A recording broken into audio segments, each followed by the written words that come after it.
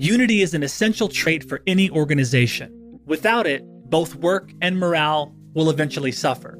On the other hand, a team who is unified around a common goal can accomplish great feats.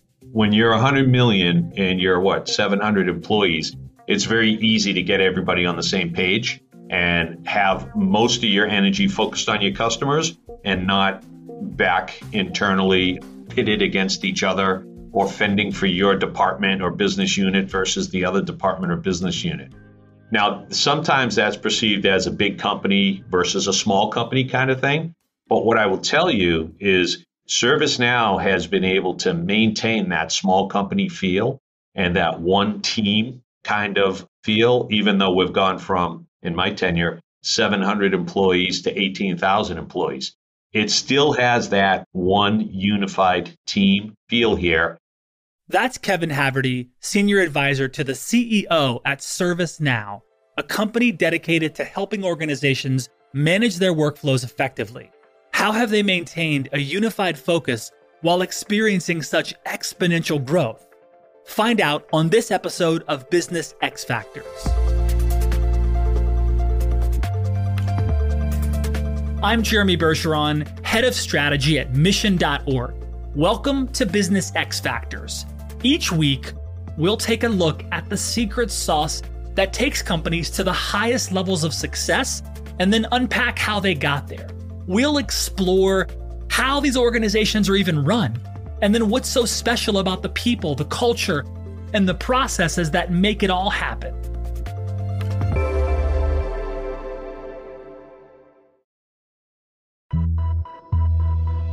Question for you. What do you think is the best use of technology? Our friends at Hyland believe technology is about transforming the way we all work so we can be more informed, empowered, and connected through every interaction and in every relationship with everyone we serve. Hyland is your X factor for better performance. Go to hyland.com/insights to learn more. That's hyland.com/insights.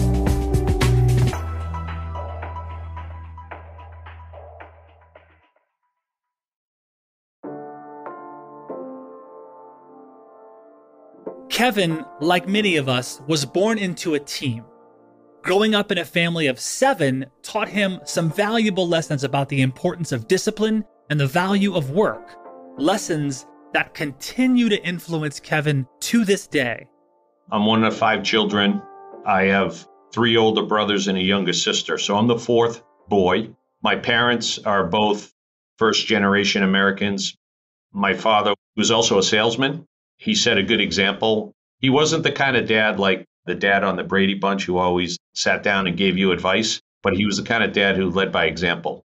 I watched the discipline of his approach on how he was just consistent. He prospected every Monday night. He'd be at the kitchen table making his phone calls. We weren't allowed to go in the kitchen. We weren't allowed to use the telephone. It was back in the days when you only had one phone in the house. But I learned just through observations on what it was like to be consistent, to be disciplined, and to take your job seriously and respect the hard work ethic. Some parents are the hovering kind, trying to catch their kids before every fall. Kevin's parents did not operate that way. Looking back, Kevin believes he learned a lot from this early independence. I think personally, being the 4th born in a big family, you get a lot of independence just because everybody's busy. Like parents didn't have time to be helicopter parents over me. I got to become independent just as a matter of survival and kind of find my way and just kind of figure out how to differentiate myself from the crowd.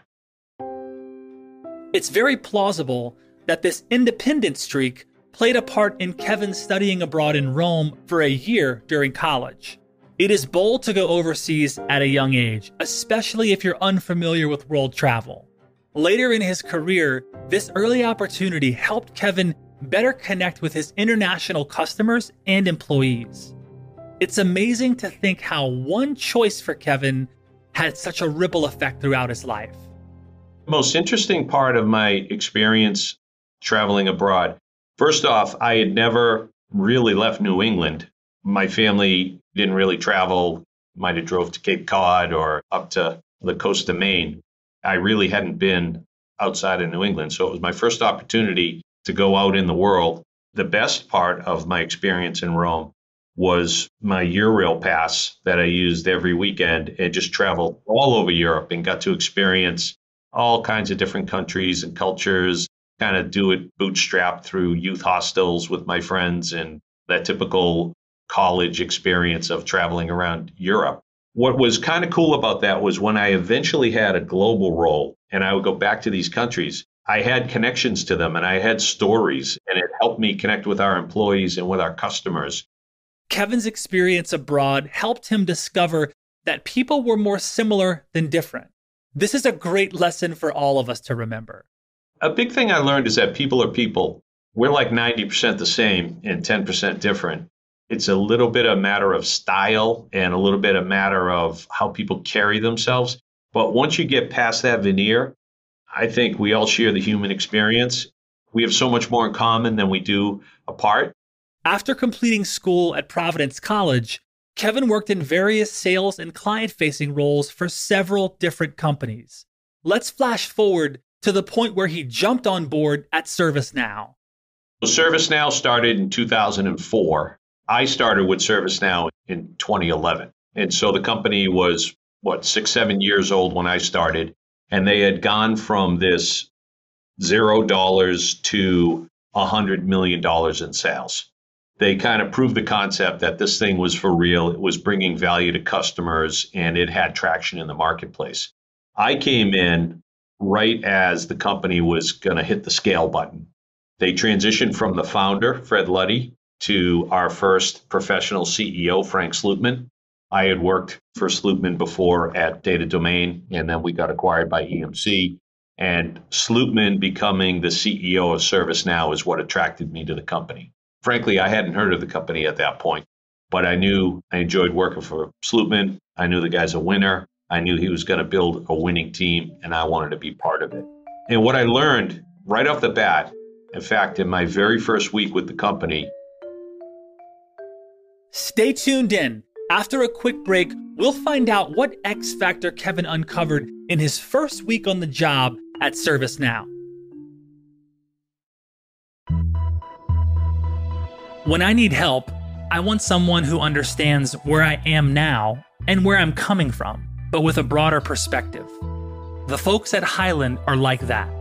Hyland is a true partner to more than half of Fortune 100 companies, a partner that understands your industry and offers expertly tailored solutions that evolve with you. With Hyland, you gain a complete view of information across your organization, along with the agility to compete at the top of your game and deliver better customer experiences. Hyland is your X factor for better performance. Go to hyland.com/insights to learn more. That's hyland.com/insights.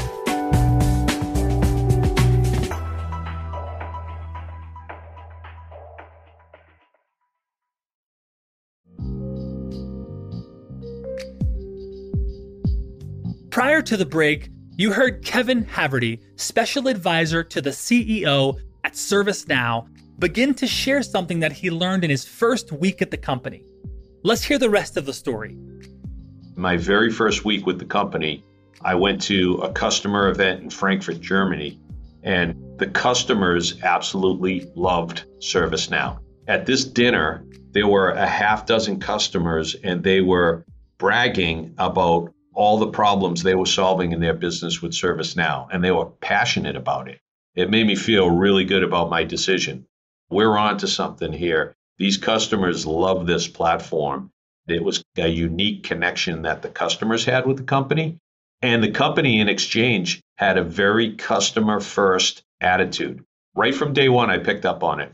We take care of our customers, and that'll take care of us. And then as our language evolved, we started saying our customer success begets our success. So that was one of the big things, was that the customer was the true north.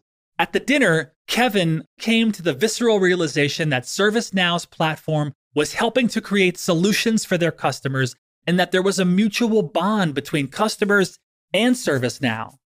Yes, a useful product by itself can make customers pretty happy, but ServiceNow doesn't stop there. With a unified purpose, their team focuses on customers' needs. In his article, What Makes a Great Team, professor and researcher Dr. J. Richard Hackman described how the research that he was a part of had uncovered that 5 qualities, when found within a team, increased the likelihood of the team being effective. And he offered up 5 questions to ponder whether a team has these elements. The second question is particularly relevant here when considering ServiceNow's unified approach. Hackman wrote, quote, "Does the team have a compelling direction, a purpose that is clear, challenging, and consequential, and that focuses on the ends to be achieved rather than the means the team must use in pursuing them?" End quote. For ServiceNow, the answer is a resounding yes, because they have the collective objective to take care of their customers. But what is special about ServiceNow that helps foster this unified sense of purpose, where all teammates are working together to take care of customers? A lot of it is the culture of the company. This goes all the way back to our founder, Fred Luddy, who's still the chairman of the board of directors. Hungry and humble.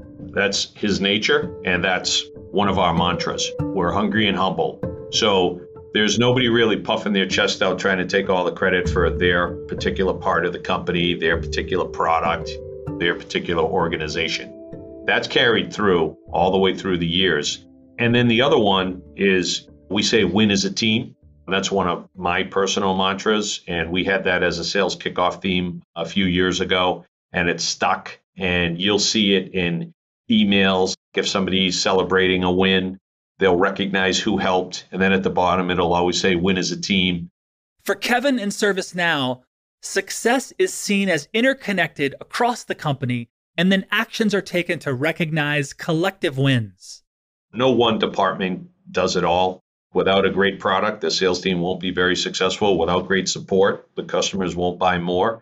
Without great whatever, a legal department, a human resources department, all the different functions work together.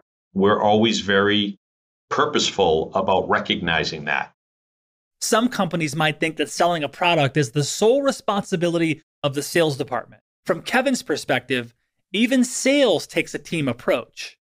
I've run the sales organization for the 10 years I've been here. But I also say when I'm talking to the larger company, everybody's in sales.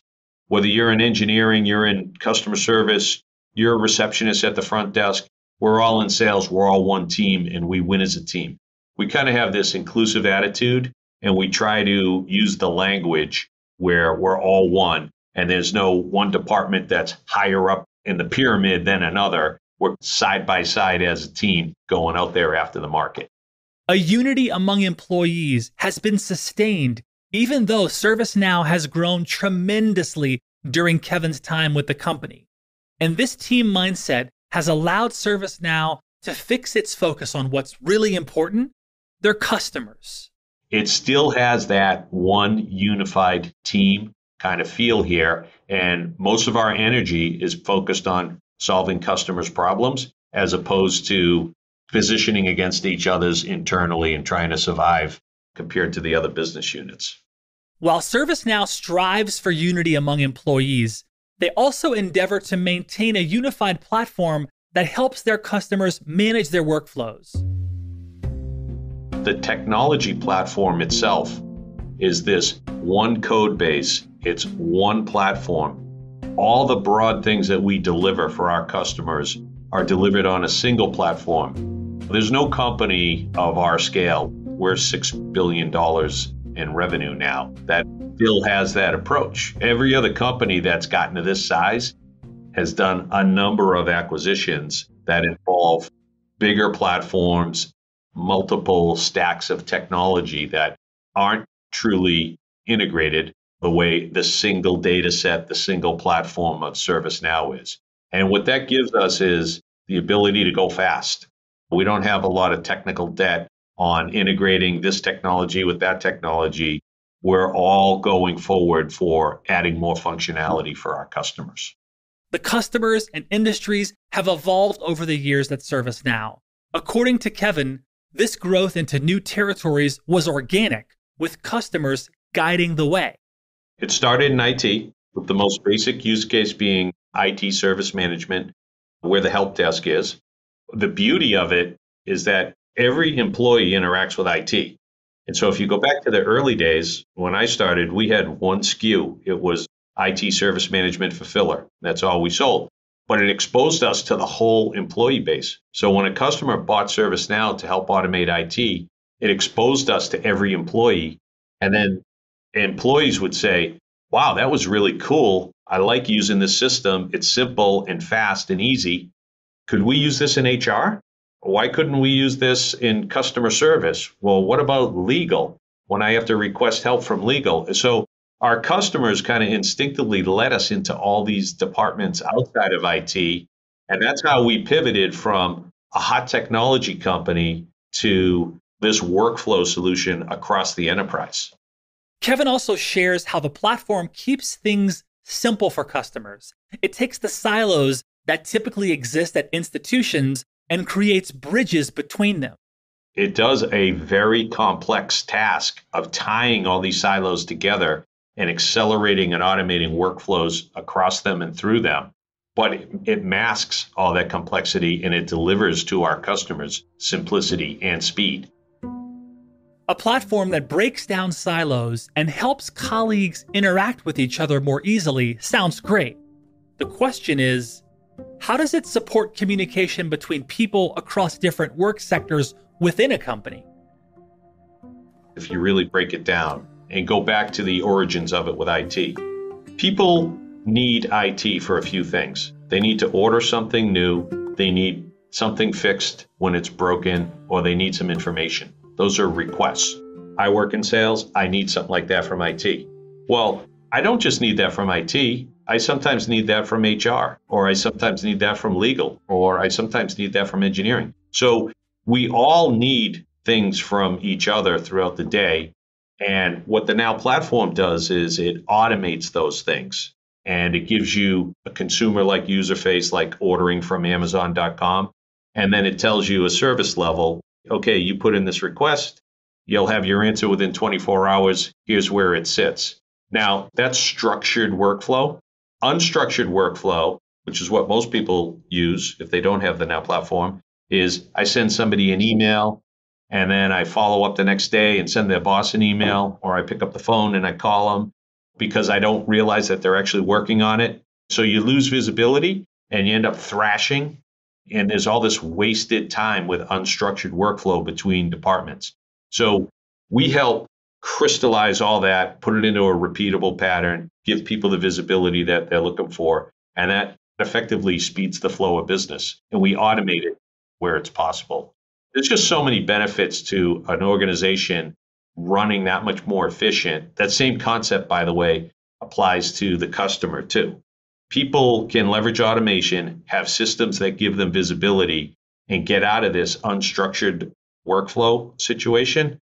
You get better productivity, you get an edge over your competition. That's the reason that we're having the results that we're having, is because we're bringing that ability to our customers. One market area where ServiceNow has been making strides is in the telecom industry. The telco industry is reinventing itself. So it's a disruptive time in telco. And they're looking for innovation to help them exploit the whole opportunity of 5G. Basically, it's a revolution that's going on right now in the telco space. And we are just really well suited for that space to modernize them, to bring new ways of doing business, and to help them get out of that slow, monolithic, old school telco kind of way to the modern, fast way of doing business. I would tell you that the way our business scaled, I think telcos were kind of a laggard with us. And then there was a breakthrough about 5 years ago. We started landing the biggest telcos in the world. And now it's just taken off. It's because we have the right platform at the right time, but it's also because that industry in and of itself is going through a huge reinvention. It's a great space for us. Of course, with any tech solution, there are early adopters who get involved right away and others who take their time to jump in. Either way, from everything we've learned about ServiceNow's care for their customers, it's fair to suggest ServiceNow is very welcoming at every entry point. It's a horizontal solution that works across all industries, but there are some that just adopt faster than others. The financial services industries, we've been doing great there since day one. Our first big customers were the big banks because they really lean in and they spend a lot on technology and they like to do innovative things. So that's been kind of a steady, great industry for us all along. I'll tell you that the industry that's really coming on fast and furious is the government vertical, because governments have the same challenges. They need to deliver better services to their citizens. They have a lot of bureaucracy that they need to work through. They have hundreds of thousands of employees that they need to get productivity with.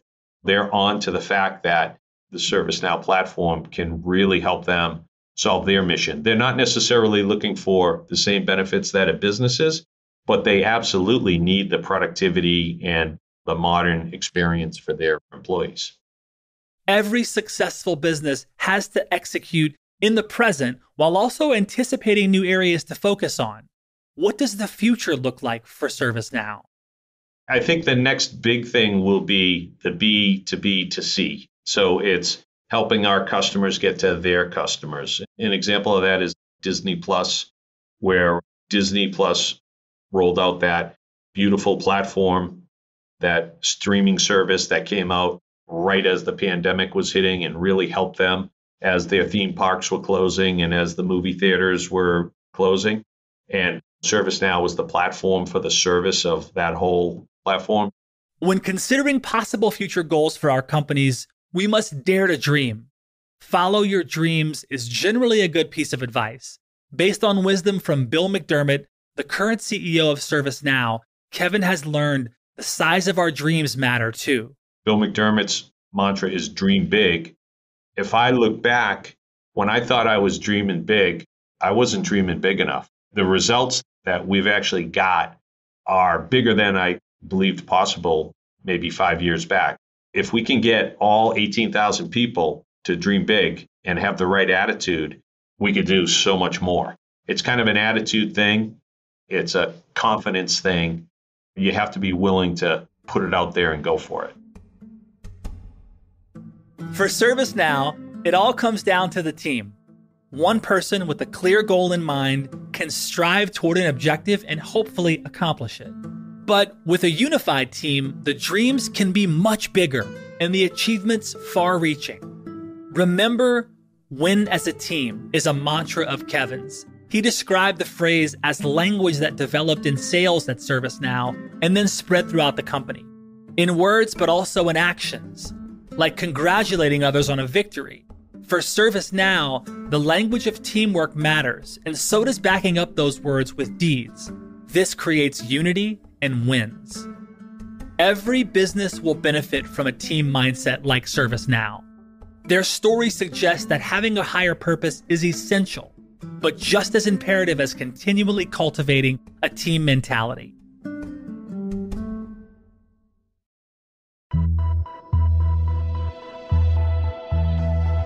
I don't know about you, but when I have a decision to make, I look for information. I may look through emails, documents, photos, and files in multiple places. And if I'm lucky, I find what I'm looking for. So it's amazing to me that while I have trouble finding a single file, some organizations' success hinges on making sure that the right people can get all the right information they need when and where they need it. Like hospitals, insurers, banks, and all sorts of businesses. I don't know how they do it, but our friends at Hyland do.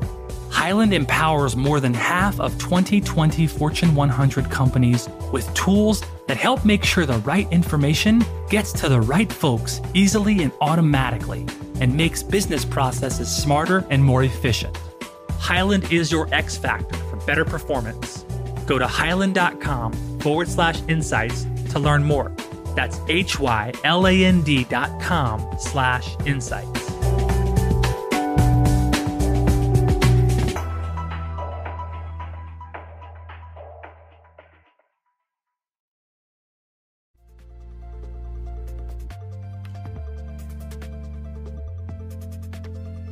You've been listening to Business X Factors, created and produced by our team here at mission.org and brought to you by our friends at Hyland.com. Are you enjoying this show?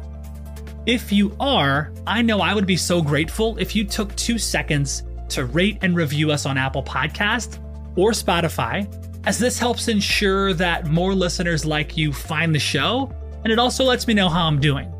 If you enjoyed this specific episode and you want to dive deeper into the topics discussed, be sure to check out the resources section of our show notes, where we've included helpful links, articles, and books, including any stat or story referenced in this episode. Thank you so much for listening. I'm Jeremy Bergeron, and I'll catch you next time on Business X Factors.